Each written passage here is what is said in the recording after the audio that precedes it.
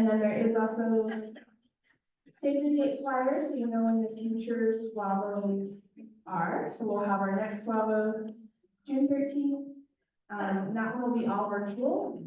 And then we'll have our September SWAVO in St. George on September 19th. And then our December SWAVO will be in Salt Lake on December 5th. Can you guys see the screen, and do we need to turn lights down up here a little? Okay. We'll kind of see how it is. Let us know if we're in the room. But yeah, welcome to SWAVO. We're excited. So we're going to be, sorry, whoever this is, enjoy it for a second. I'll give it back. So just a few announcements. Sorry for the loss of emails. Just wanted to clarify a few things. Breadcliffs will have their restaurant open for lunch, but it's not the buffet. I cannot guarantee it's at per diem rates because it's their restaurant, so it's whatever you order. But we did extend the lunch time to be an hour and a half, so if you need to go into town for food or things like that, you do have that. So just to kind of go over our agenda this morning, we have, we're really excited to have 3 people from Workforce Services, Department of Workforce Services. We have Renita, Cassie, Kelly, and Gwendolyn. I'll introduce them right before their presentation. Really talking about what Workforce Services have, what programs they have, and both vocational we have as well. And then we wanted to, the SWAVO Steering Committee wanted to kind of do a deep dive into what barriers, what unique needs and innovative solutions kind of are top 4 victimizations or most common victimization space. And really kind of focus a little more. I know a lot of times we talk about the problem or what's going on, and we wanted to talk about some of the solutions. So we have some amazing presenters on human trafficking, child abuse, domestic violence, sexual assault, and then we'll end our day with Kelly on victims' rights. Those will both be the sexual assault, and Kelly will be joining us virtually to present, but they'll still be great information. So we're excited for that, and I know some people are like, oh, why do you want to know? And that's kind of the question of like, as we're asking and going through these presentations, like, why do you want to know this information? What's really important about this? How does this information help us serve victims better? So that's kind of where that theme came from. So, other announcements, restrooms are just down the hall. And then if you can keep side conversations to a minimum, if you need to talk to someone to step out, just because the owl tends to pick up other sound. So I'm not trying to be like, can be social, but it's just distracting to the online people. So we won't let me hear the presenters. And then, yeah, so lunch again will be from noon to 1:30. We'll come back at 1:30 and end at 4:30. The other announcement, if you haven't registered, if you have our Crime Victims Conference, the Utah Crime Victims Council has that registration available. The flyer is on the drive as well. If you're having any issues accessing the drive or need the link again, let me know. You can send that out again. So we are excited to be getting started here. So any questions or any other announcements from my UOBC people that I need to announce? Callie? Oh, no. Okay. Perfect. I just was like making sure I didn't miss an announcement. Yes, Crime Victims Conference. If you're attending virtually, it's 100. If you're attending in person, it's 150 because breakfast and lunch are provided. Right. Okay. Perfect. And we are off.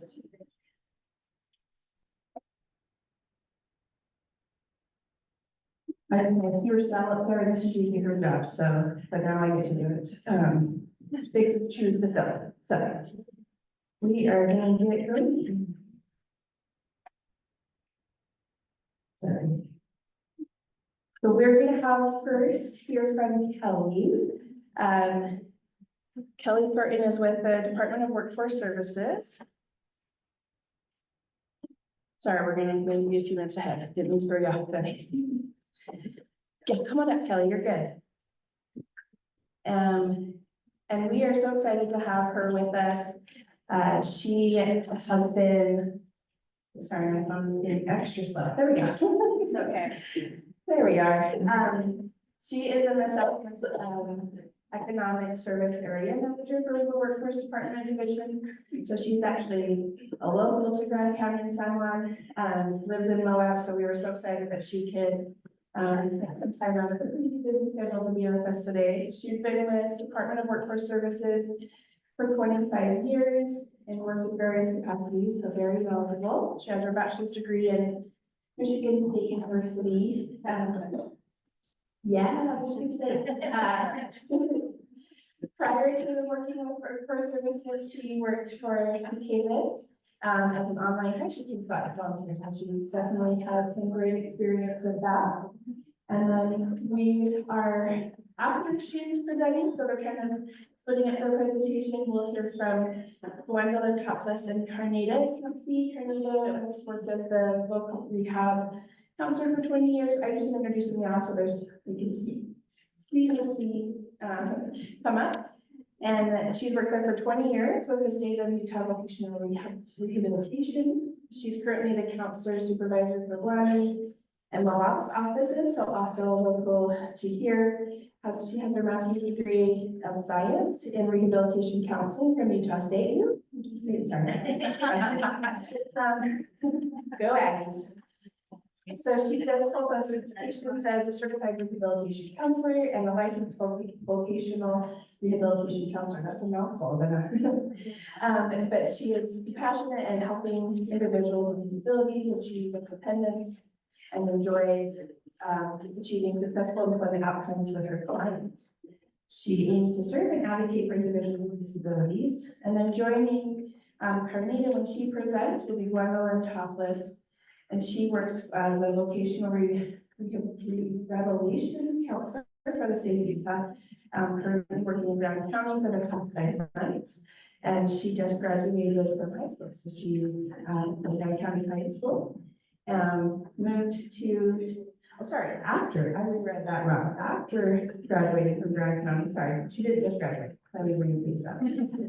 So we moved to Denver, where she graduated from MSU, and then recently moved back to Moab from California, so we're excited that she's here, and we has some great experience with us. So I'm gonna turn the time over to Kelly, buzz to the clicker. We'll give you the power of the clicker and the microphone. Sorry. Go And I'll try not to have my best side to the adult. I know, that's okay. And you can need your water, just like put your hand on there. Yeah. And I'll probably spill on myself. So I'm Kelly Thornton.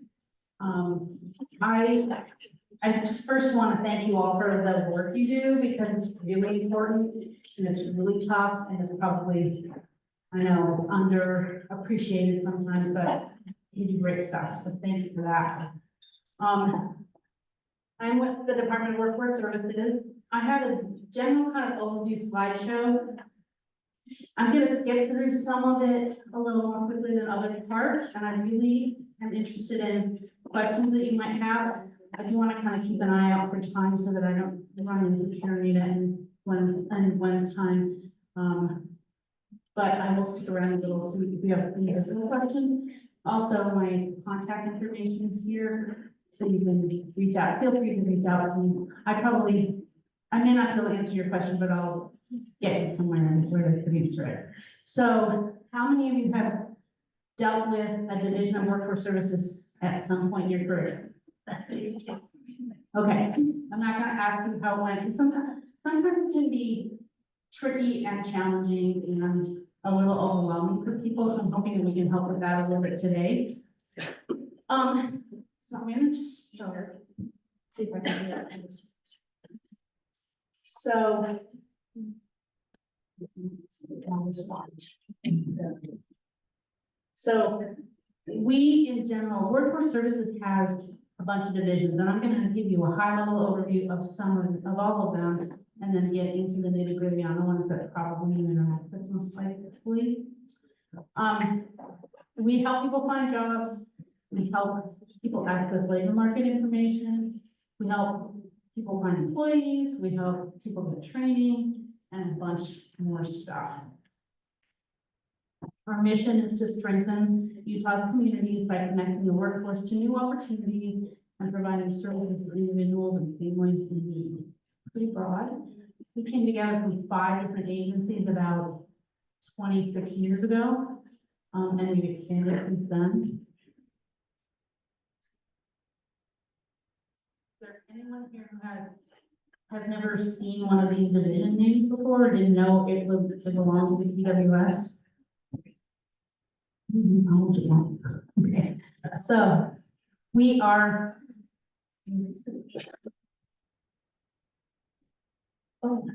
So let me start with the Office of Child Care. So one thing that Workforce Services does is help eligible families access reliable and quality child care through subsidies.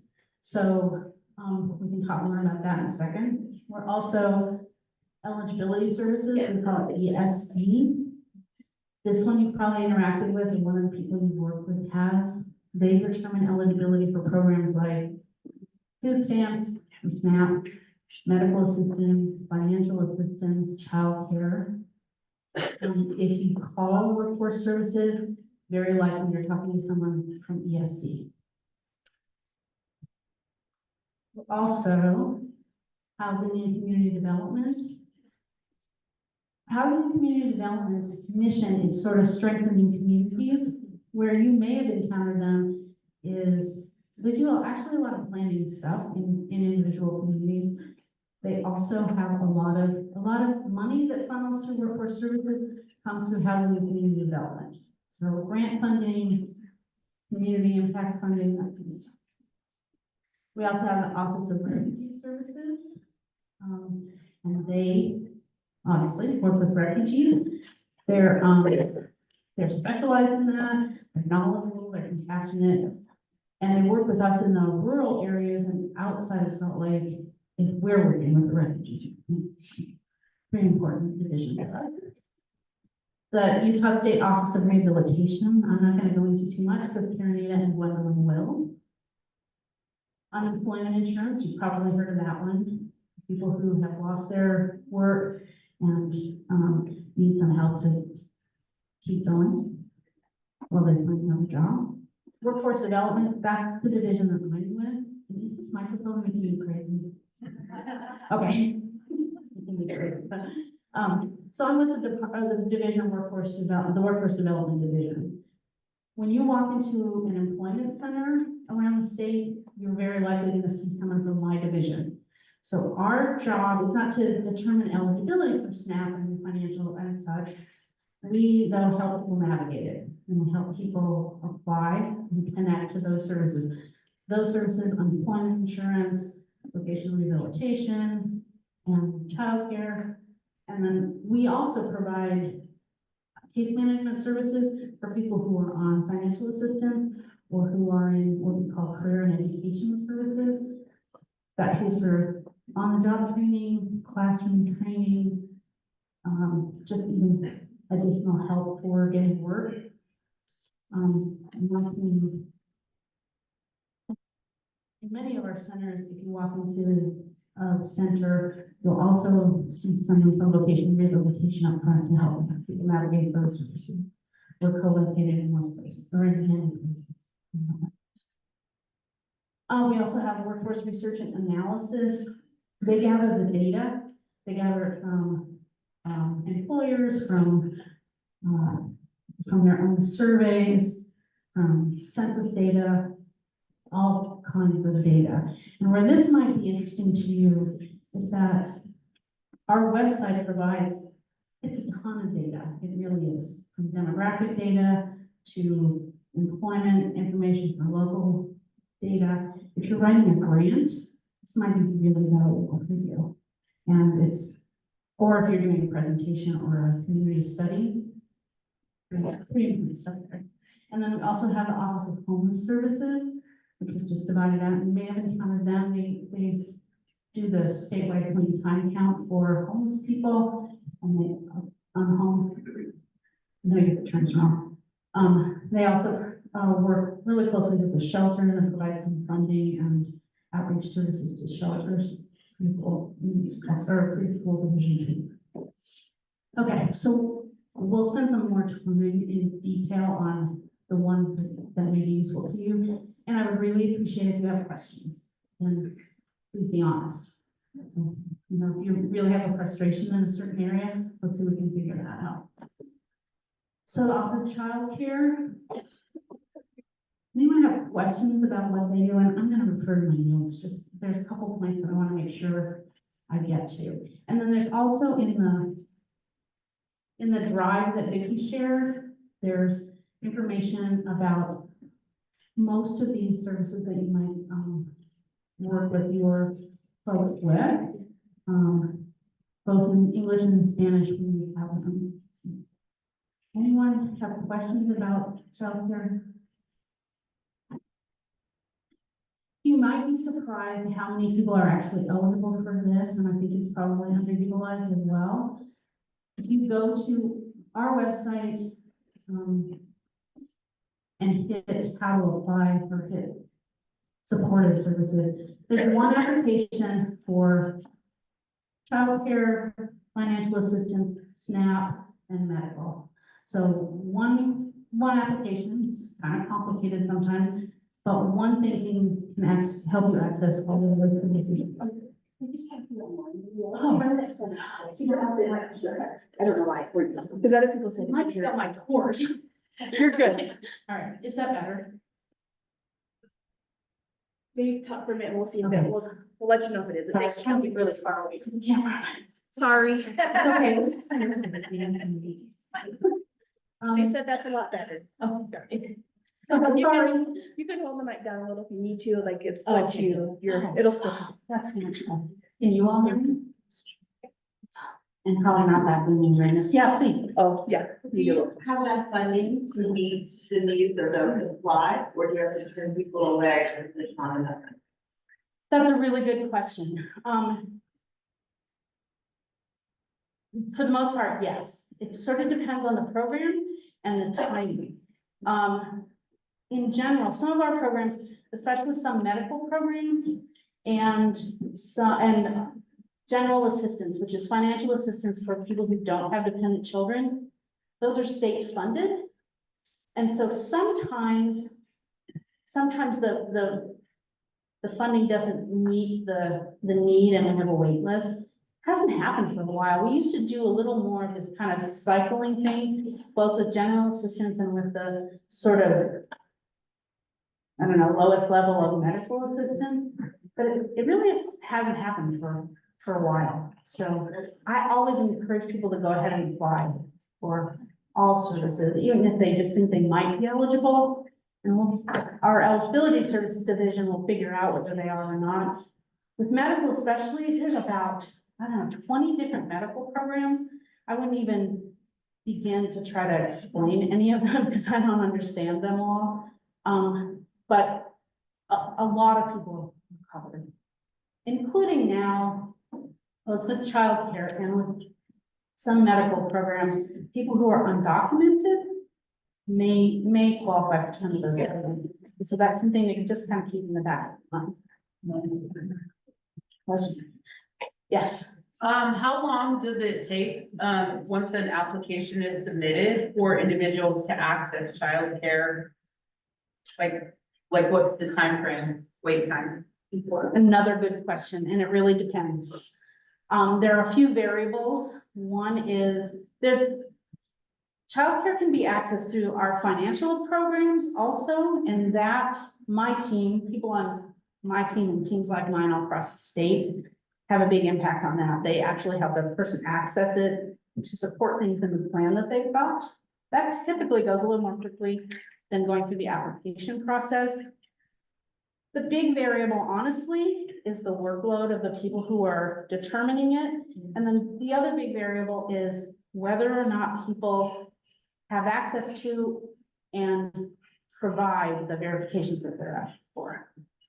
And that's something that probably at certain times, at least, you could be an impact with to help people gather up those verifications. The other thing that happens a lot, not just with childcare, but with our other programs, is that people will get a letter in the mail or a message in their My Case account online asking for verifications, and they miss it. And so then the application period times out or whatever. And this especially happens with people who have mental health issues or don't have a stable housing environment.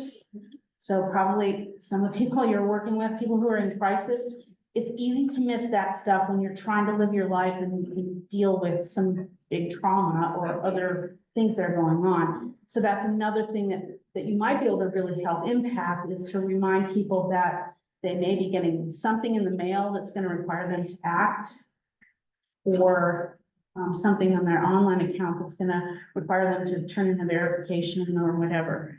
The other thing with SNAP, and we're kind of jumping ahead, but if you're okay with it, with SNAP, there is an interview required, and we don't reach out. At the end of the application, it says you must call for an interview, and they need a call for an interview, otherwise it'll time out. So that's another step that people sometimes miss, especially if they're just trying to live life and take care of things. So that's something they have to. Go ahead. So the two challenges that we, a lot of times face, is that victims don't always have access to computers. So do you allow them to come in person now, or is that still all virtual? No, but I'm really, really glad you asked that question. So a couple of things. You can do those applications on your phone, and our site is optimized for cell phones, but it's still really tricky. They can come to any DWS office and use a computer there to apply. And typically there's someone around who can help with that, answer questions or whatever, or they can get a paper application. So my recommendation, if it's possible at all, is to do the application online, because it tends to go more smoothly, to be really honest. When you do a paper application, we have to, or you can fax it to our imaging group, they image it. So it's a few extra steps that can delay the process a little bit. So if you can do it online, that's the best way to go. And you can come into any of our offices and we will help you do it online. Now, in my office, I'm in the Moab office. Our foot traffic isn't anything like Ogden, Provo, those places. And folks in those offices are running around trying to help a bunch of people at one time. So they'll do the best they can to help with people who are trying to apply. They may not have the same kind of capacity that we would in Moab, if someone can bring everyone to Moab. but we will do our best to help with that.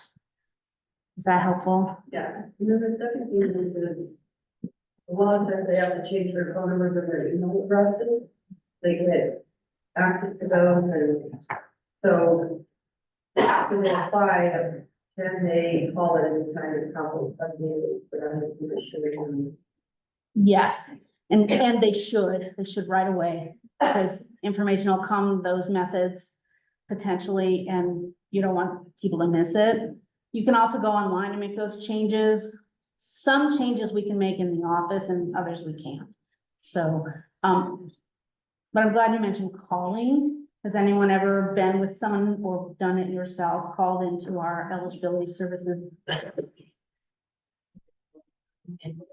Yeah, it was a long time, right? So, I have a couple of tips around that. And one is don't call at lunchtime, obviously. If you can call first thing in the morning, do that. If you have to call at lunchtime or later in the day, I honestly just say to people, get a comfortable chair, get a bowl of popcorn, put a movie on, whatever, because it probably, you may encounter a wait. That's sort of the reality. Let me tell you a little bit about what's been going on lately. So at the end of COVID, SNAP changed. During COVID, everyone who was receiving SNAP received the maximum amount for their family size. When COVID changed, that changed. Or when COVID, that ended, I don't know, about a year ago maybe. And every single person who was receiving benefits had to be redetermined. That was a pretty big work.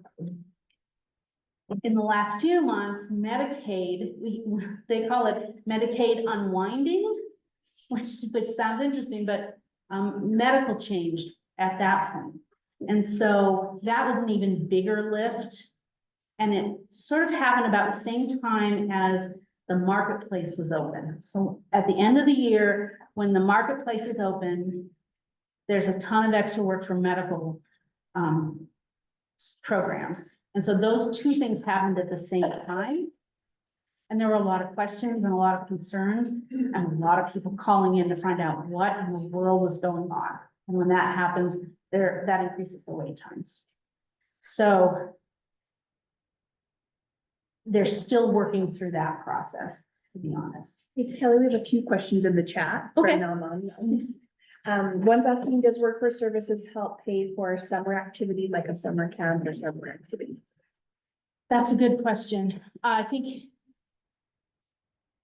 our childcare programs, some of those kind of summer programs are connected to our childcare system. I can't give you specifics, but it's definitely worth asking. Awesome. And the provider would probably know if they can accept they should know if they can accept the subsidy. So if you ask the provider, they Perfect. And then, they were just clarifying, did you say earlier that people who are undocumented may qualify for some services? yes. Yes, so that Yes. was a yes, that question. And then, sorry, to scroll. No. And then if someone who is a legal resident for more than 10 years applies for SNAP and other benefits, what verification are they required to submit? I had a client denied services and asked for her immigration documents, all of them. And she's escaping, sorry, can't scroll, domestic violence. And the worker told her that her sponsoring son needs to also submit his financial info. I have no idea, to be honest. Okay. However, I do Yeah, have, that's kind of a personal one, maybe just email. no, that's a good question, and I'm glad it came up. And let me just say this, and I'm not, this is not a negative at all. It's important when you call our eligibility services division, I would write down who you spoke to. So that you can track down what's happening. If things are going weird, or it seems like you're not getting the answers that you need, ask for a supervisor. Now, let me give you this caveat. They're really busy too. So you're not gonna get a supervisor immediately, almost ever. They're just not that available. They're super busy. But they will call you back. You could also come into an employment center, and someone on my team, they wouldn't be able to do the eligibility piece, but they might be able to help interpret what the government speak is and what they're really asking for, or get you to someone who could. So don't hesitate to do that. Is there a system in place to mitigate the issue with closing cases for people with mental health? Missing dates is a problem. Are text reminders possible? Ooh, I love that idea. Not at this time, and I don't work for the eligibility services division, so I can't say whether that's something that's been considered, but I will definitely take it back. In Moab, we're a small center, and we try to kind of keep track of those folks, that sounds bad, and I didn't mean it like that, but folks that we know might forget that their application is due. And if they're working with someone on my team in case management, then we do monitor that. We pay attention to when a review is due or when verifications are needed, and reach out to that person. At this point, there's not a specific thing.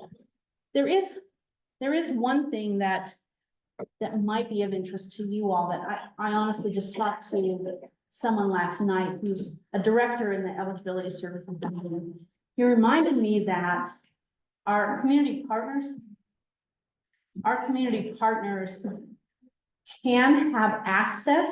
So, and I don't have all the details of it. So if you're interested in this, please shoot me an email and I will get the information and I'll get it out to everybody. In fact, I'll send it to Vicky. That'd be great, yeah. So the way it works is you create a specific kind of login for our system. And the people that you're working with can sign a form giving you access to their account information. And they get to choose what types of activities you do within that system and the time period. So they're in control. It's not, you know, just a willy-nilly thing. And you have to be set up already in the system to do that.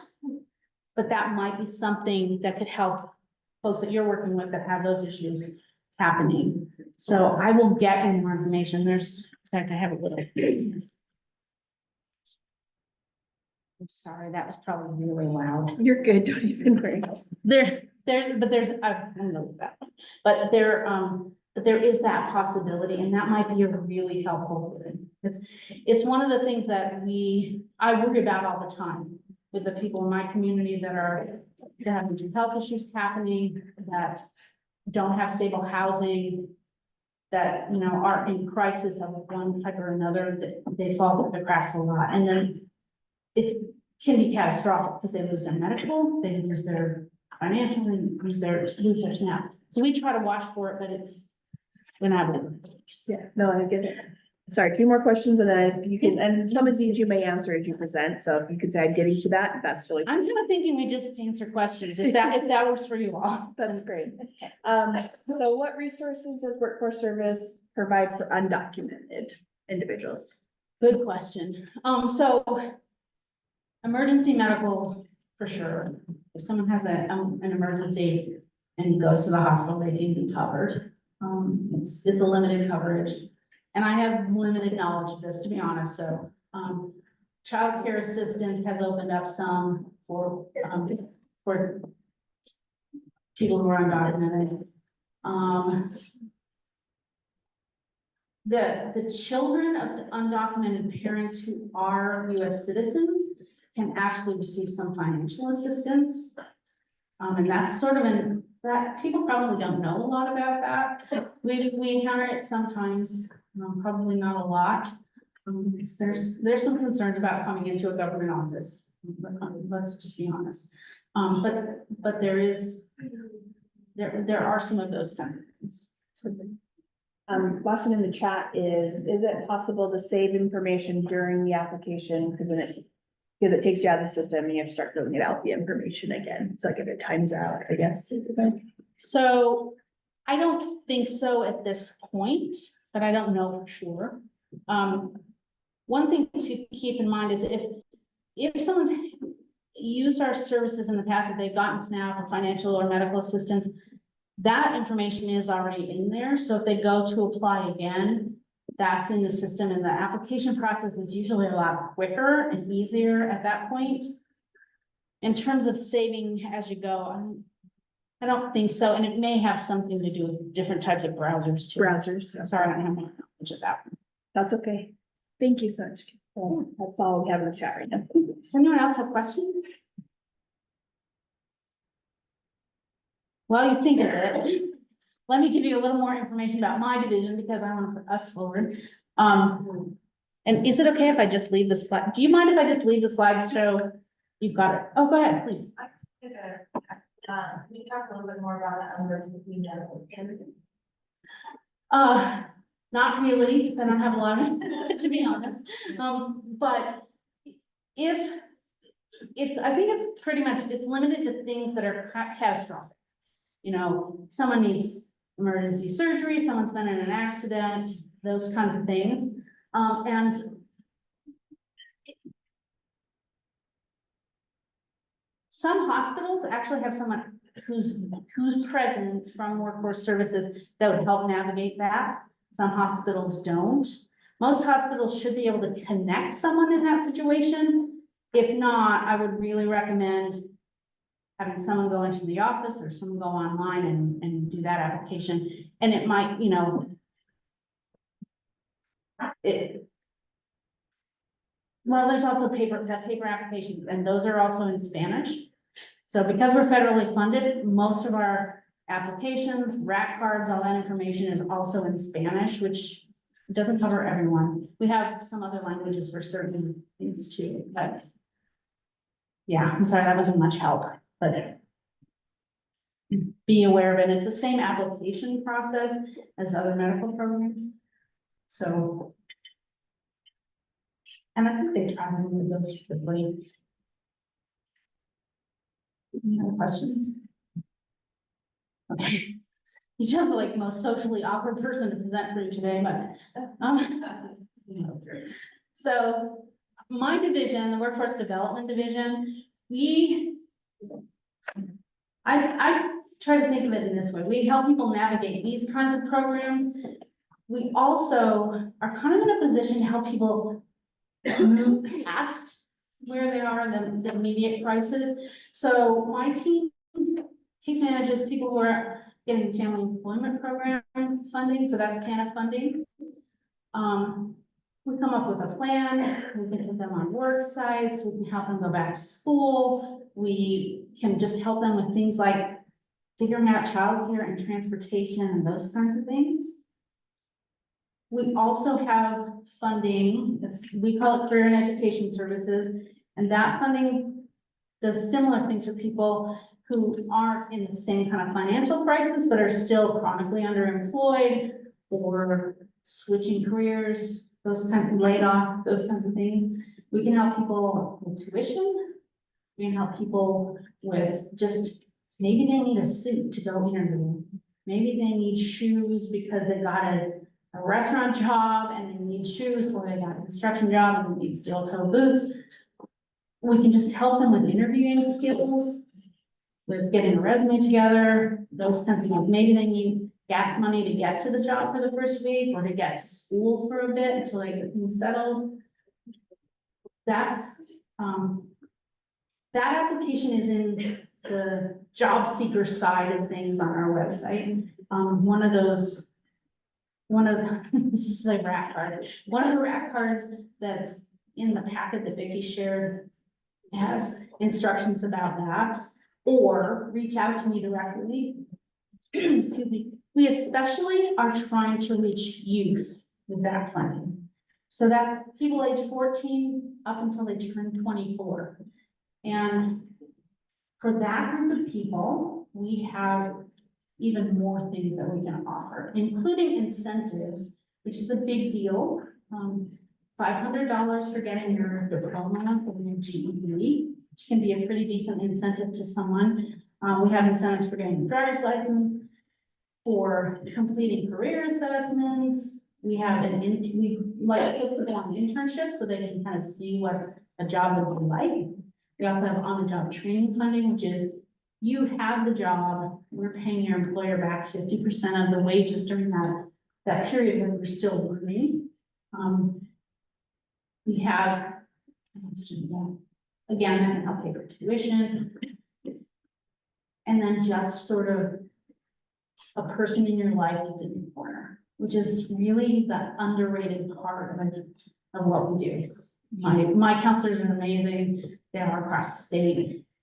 They're there for people and trying to help them move past. And then they also really want to coordinate with other people working in their lives like you all. They want to help make sure that we're all on one team moving forward together. My people are amazing. Please. Do you guys pay for trade schools as well? Yes. Tuition for that? Yeah, in fact, so there's a couple of things for that. The legislature has capped, for the most part, the training that we pay for at 2 years. So trade schools fit in really well with that. And they're a really good fit for a lot of youth too, because they're lots of times the people we encounter, they're hands-on learners, and those kind of programs are great for them.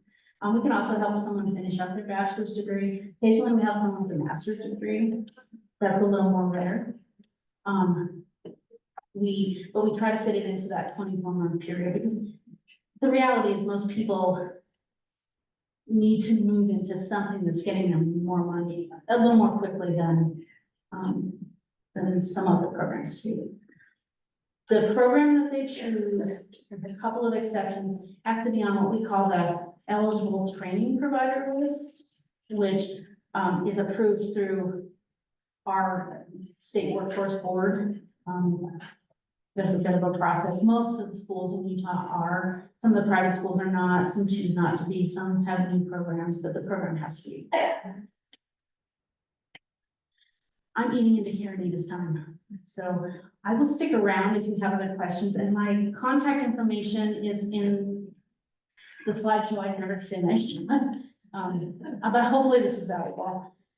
If you have other questions, hit me up or send me an email, and I'll try to help with that. I have some cards too. With that, I'm turning it over to Karen. Gwen. Thank you so much. Yeah, sorry about the slide. Bring slides from the team. It's our standard slide, yeah.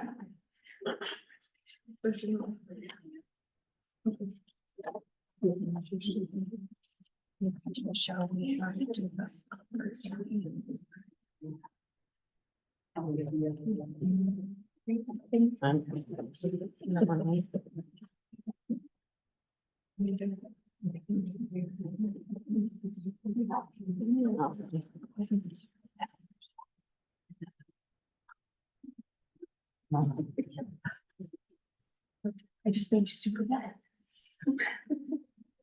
Hi, I'm Gwendolyn. I'm a vocational rehabilitation counselor for the state of Utah.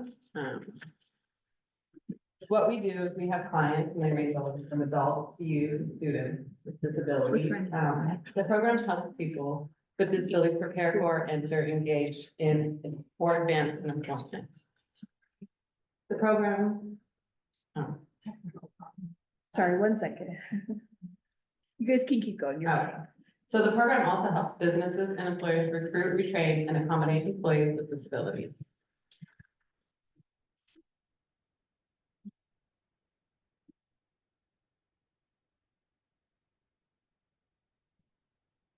What counts as a disability? Any physical, mental condition that limits a person's ability to complete major life activities such as breathing, walking, hearing, seeing, sleeping, caring for oneself, performing manual tasks, and working. You might want to hold the mic just a little Oh. closer, sorry.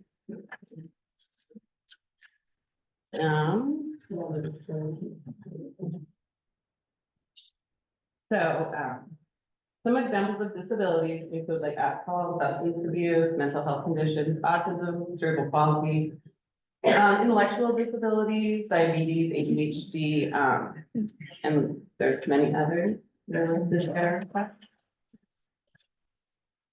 We also like to talk about invisible disabilities, and invisible disability is a physical, mental, or neurological condition that is not seen outwardly yet is limited for challenges and individuals' daily functioning. As a result, creates barriers to employment. Yeah. So some of these could be just like eating disorders, sleeping disorders, dyslexia, fibromyalgia, PTSD.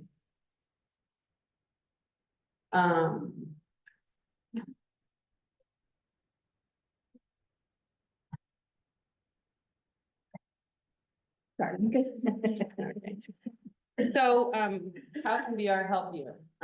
Vocational rehabilitation is appropriate for you if you have a disability and you want to work. This includes an individual who's receiving SSI, SSDI, that desires to gain employment, have trouble finding or keeping a job due to your disability.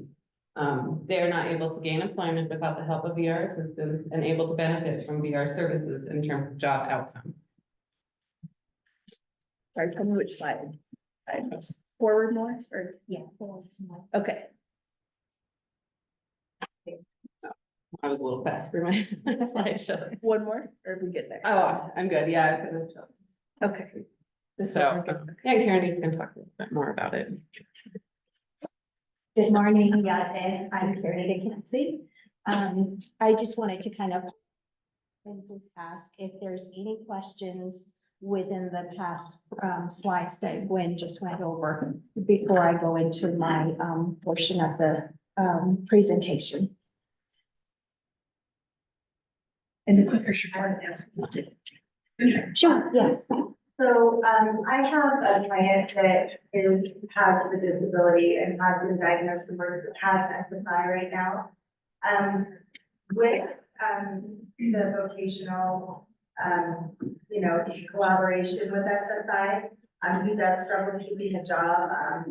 We've had to work getting him, I guess, basically living on his own, where we had to get the person that he was living with out of the home for safety reasons. And part of the reason he couldn't keep the job was because of the person in the home. But I think there's some mental triggers that are keeping him, it's a barrier for him to keep doing his job. Does he get assigned a caseworker like an SSI, or is it just a random person that he calls? Because for this specific individual, he would need like a specific caseworker that he could feel comfortable with. Okay. Sure. They can establish a specific caseworker to work with on the social security side. What they'll probably need to do is just personally request for that.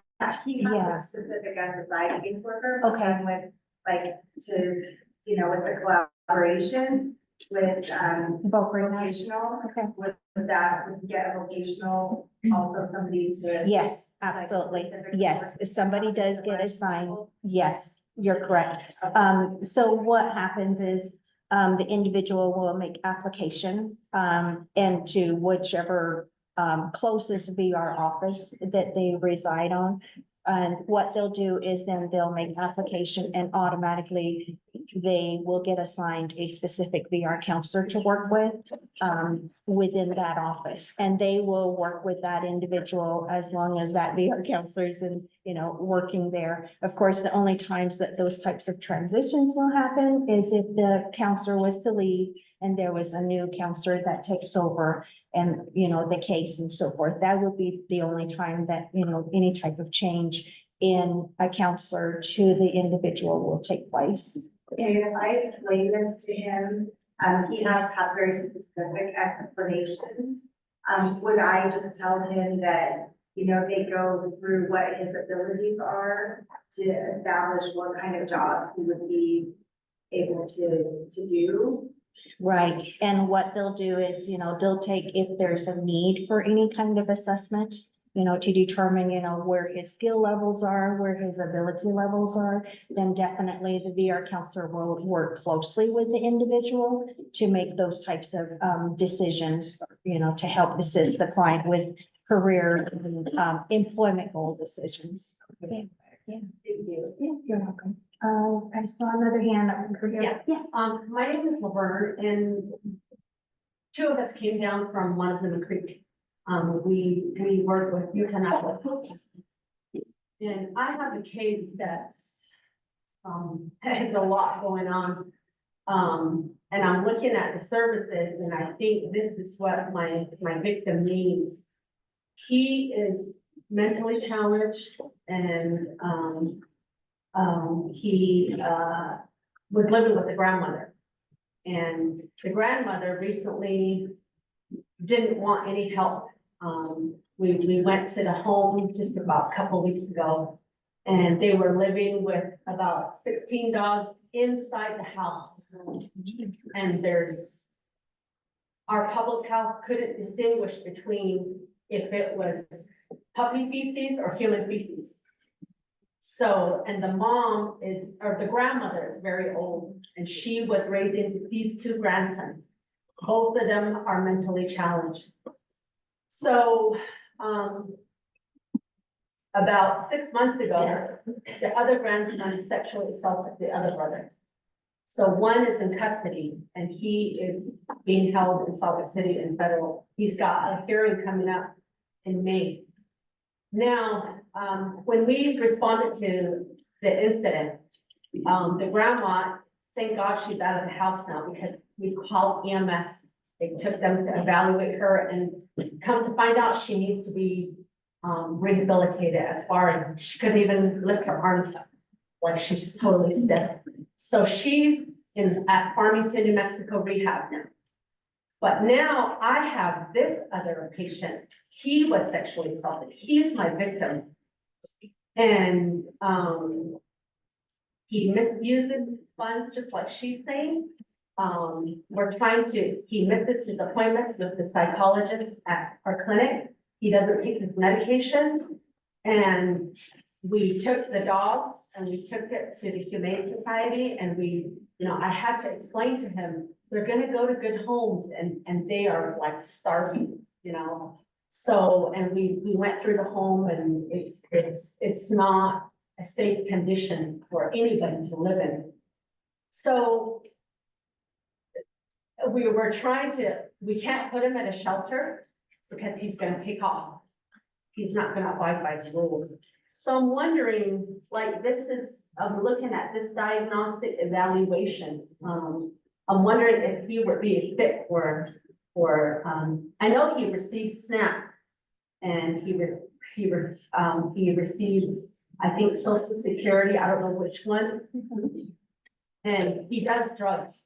We found that he tested positive for meth when we brought him in. So I needed like an intervention for him. I'm wondering if you guys can serve him. It sounds like, he probably would be a prime candidate. Yeah, okay. For VR services, if he is receiving Social Security and you're indicating that he's got some, mental health issues, it very well may be that he's receiving Social Security disability based on those circumstances. So when Gwen alluded to, the eligibility part, I don't know if you guys caught that, whenever there's a person on Social Security, disability for their own selves, they are what we call, presumptively eligible for our VR program, meaning that, Social Security has done all the, necessary diagnostics, evaluations, and determining them, not having a diagnosis for one, and then not being able to work because of their disability. So they've already gone through all of that formalities to make them eligible. So then once Social Security says they have a disability and then they start receiving benefits, then we automatically will say that we'll go with what Social Security has deemed them, using whatever diagnosis they put in place for them to receive the benefits. So right there, he would be presumptively probably eligible for our program. So the diagnostic evaluation here is more for those types of situations. So if the individual was coming in and they were reporting a certain disability, but then there was no existing records for it, that's where then this diagnostic evaluation will take place. VOC Rehab will cover the expense that's needed, the fees and stuff for the evaluation, so that we can help determine a formal diagnosis for the individual, so then the counselor can proceed with any kind of eligibility determination. The other ways that we utilize the diagnostic evaluation too is like if they're struggling, let's say, possibly like with a learning disability, and they've never been diagnosed before, and maybe they've never even been served under the special education program, while they were in high school. Those are when we'll do some diagnostic evaluations to determine if they have any kind of learning disabilities. So that's what that is. Yeah. So, if you want, we can visit, afterwards, and then I can kind of share more information with you. Thank you. Yeah.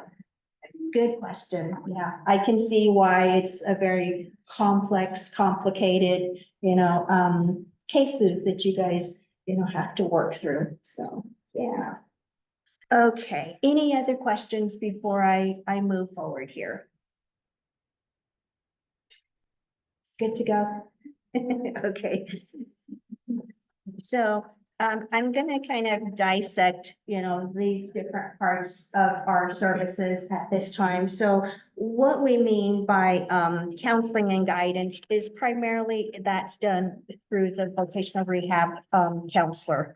So the individual will work with, the counselor to, you know, the counselor, what they're doing is they're providing the support and the assistance to help, you know, the individual work towards what we call the employment goal. Because the overall mission for our vocational rehabilitation services is to help the individual overcome, you know, barriers associated to their disability and then gain successful employment. So that's where the guidance and counseling takes place with the vocational rehab counselor.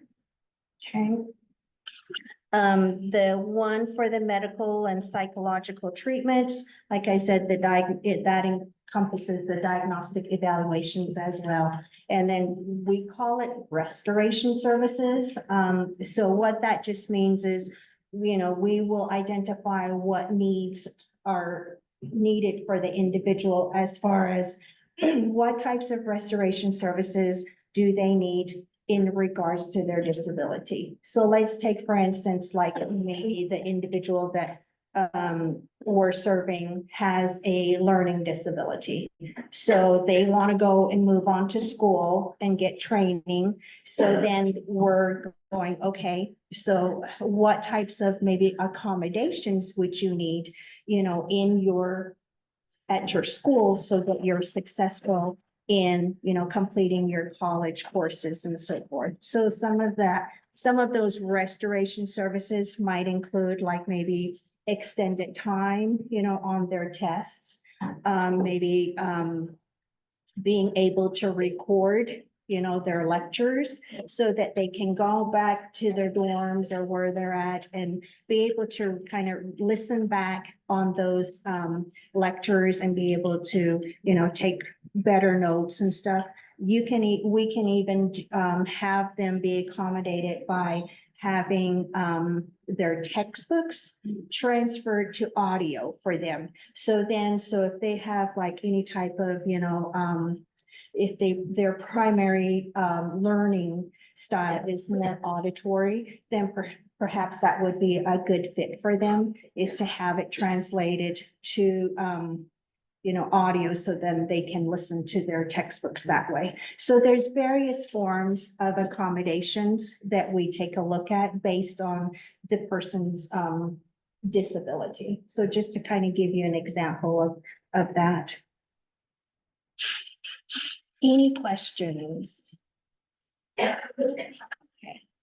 So the next one is the what we call the AT services. So that's assistive technology, and it's based on any item or tool or equipment, software even, that any kind of product that would help the individual perform tasks that otherwise would have been impossible for them to do without any type of assistance like that. So that's kind of where that assistive technology comes into play. So assistive technology can be like communication aids, mobility aids, vision, hearing, those types of assistive technology. Okay. The next one is going to be the training assistance or education and training, and that can come in a number of training options. Again, you know, we're assessing the individual and determining what is best, you know, as far as training options for that individual. So some of the options include like on-the-job training, post-secondary ed, you know, college level trainings, apprenticeship types of training, or we do short-term vocational trainings.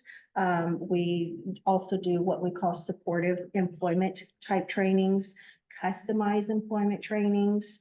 And one of the other ones that people may not be familiar with is the pre-employment transition services, or PREETS. That particular program is primarily hitting school age transition students from the age of 14 to 21. So that happens even while they're in high school. And if they have need for services at that time, to help them make that smooth transition from high school to post-high or even employment, that's where we have what we call pre-eds instructors that will go into the schools and service these individuals. The catch to that, of course, is that these students have to be receiving services either through special education or have a 504 plan in place. So just to kind of give you guys an idea of like how, you know, what the qualifications are for that particular one. And then the last one would be the job placement. So job placement is, you know, how do we help the individual get ready, you know, to start work? They've gone through, you know, maybe the training that is needed to gain the skills that they need to go back to work or gain employment. So at that point, they will work with their VR counselor again to determine what services are needed to help them gain employment and then even retain employment after they successfully, you know, land a job. So, and some of the ways that we can provide those services, of course, would be through job coaching or on the job training. We also have specialists that are called Choose to Work that could help with individuals with job search, job placement. They can prepare them for work as far as like helping them just fine tune their resumes or helping them like interviewing skills and tips that they can, you know, just in preparation, you know, for work. And then, of course, we can also even help with self-employment. Some individuals may opt to, you know, get their own job going, you know, like maybe a craft or we've got one individual that is looking at construction. So he's had work experience as a construction worker. So now he's wanting to, you know, run his own business on that. So Gwen is actually in the process right now in working with an individual, you know, in the towards self-employment.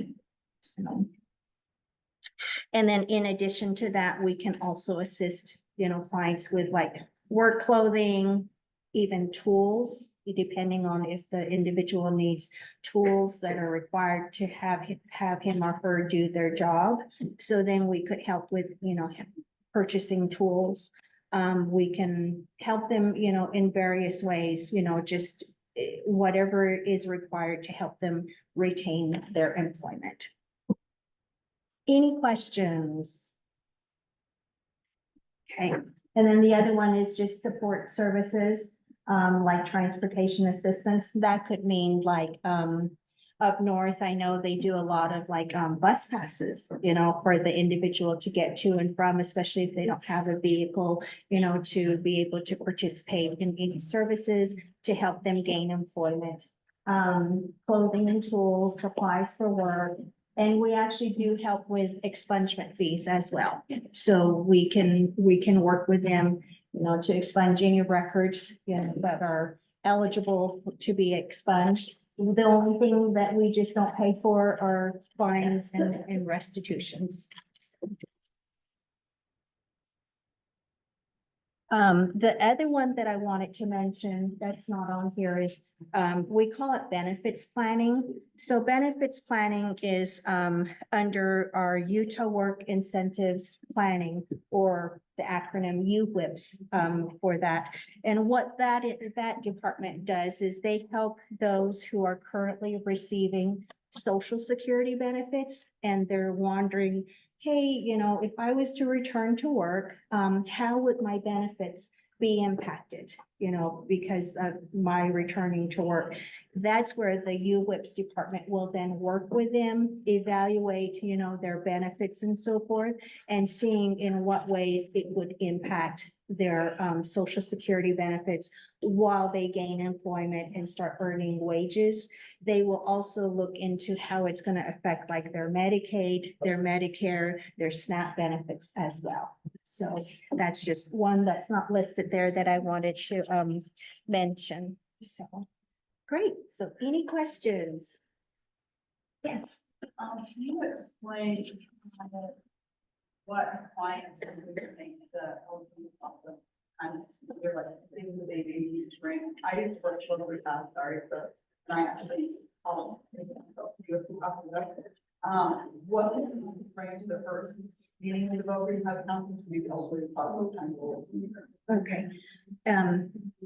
So the eligibility process, by policy is actually a counselor has up to 60 days to determine eligibility. However, like, Laura was mentioning, you know, how do you bring that to where the process goes a little bit quicker?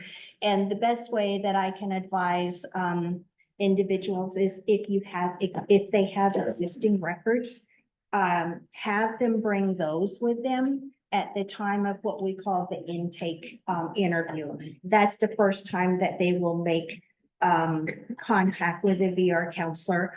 They'll review the applications and so forth, talk about the disabilities.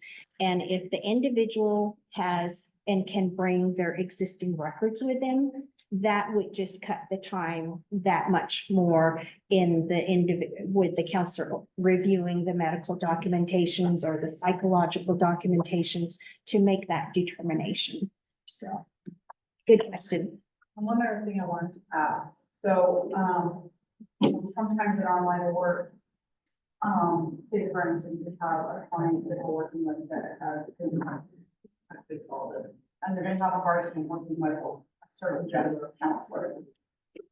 When they call for to make their can they specify, I don't want a female counselor, I don't want a male counselor. But that will all of these problems. Why? Just be a fine tune, and I have to make that decision later. They can be given that, we call it like informed choices for the individuals. So if they do have an individual who has a preference in, you know, the type of counselor that they want to have, female, male counselor, whoever they feel are going to be more comfortable with, they do and can request for that. So yes, thank you for pointing that one out. Any others? Okay, I'm gonna take it. Okay, You're next. yeah. Okay. So yeah, so this is, where do you apply? Oh, sorry. Hello? It might have just gone to sleep for a sec. There you go. Oh. Is it that one? Okay. So yeah, so where do you apply? You can just locate your nearest VR office to pick up a VR application. You can even download the application. We do offer them in Spanish and in large print. If you prefer, free to turn them in person. You can set up an appointment with them to go over it. So this is the website that you can view. It also has a video that kind of gives you a little bit more information about what's going on with the services. So you complete the application process and then you meet with me, VR counselor, or whatever is located nearest to you. You can sign a release to obtain documentation to determine eligibility if you don't turn it in upon application.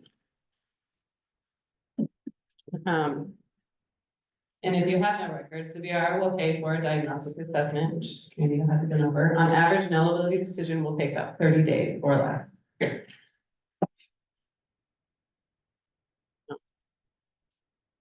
If you are eligible, then what? You and your counselor will discuss your abilities, limitations, interests, needs, existing work skills, do for research if applicable, and look for job alternatives. Together, you and your counselor will choose a job goal, develop an IEP, which is an individualized plan for employment. Your plan will outline selected services and chosen providers, determine how the disability will be remediated, identify comparable resources that could service, and establish timelines to complete the service. The goal is to help you achieve an employment outcome. Your VR counselor will work with you throughout your case to be successful in employment. Once you are in stable employment, your VR counselor will monitor you and how you are doing for 90 days, and then your case will be closed.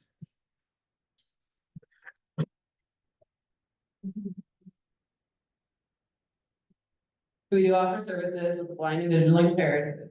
They would probably seek out a different VR counselor who specializes for that and deaf and hard of hearing. Yeah, so do you have any questions?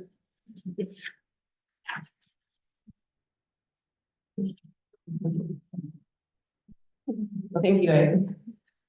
Thank you guys so much. Thank you so much. Such great information and such an important